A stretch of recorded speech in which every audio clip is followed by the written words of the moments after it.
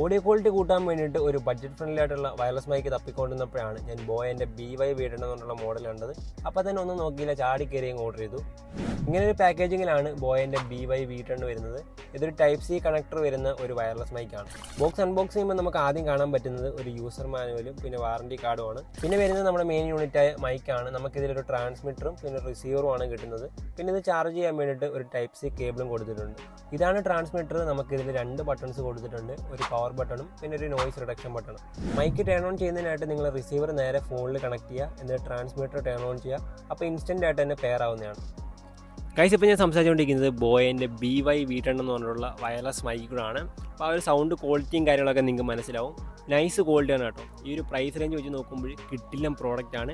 പിന്നെ നമുക്കിതിൽ എക്സ്ട്രാ ഒരു നോയിസ് റിഡക്ഷൻ ബട്ടൺ കൊടുത്തിട്ടുണ്ട് സൈഡിലായിട്ട്. അപ്പോൾ ഇതിൻ്റെ ഉപയോഗം എന്ന് പറയുന്നത് നമ്മുടെ ബാക്ക്ഗ്രൗണ്ടിൽ ഇതിൽ നോയിസും കാര്യങ്ങളൊക്കെ ഉണ്ടെങ്കിൽ അത് ക്ലിയർ ചെയ്തിട്ട് നൈസ് ക്വാളിറ്റിയിൽ നമുക്ക് ഔട്ട്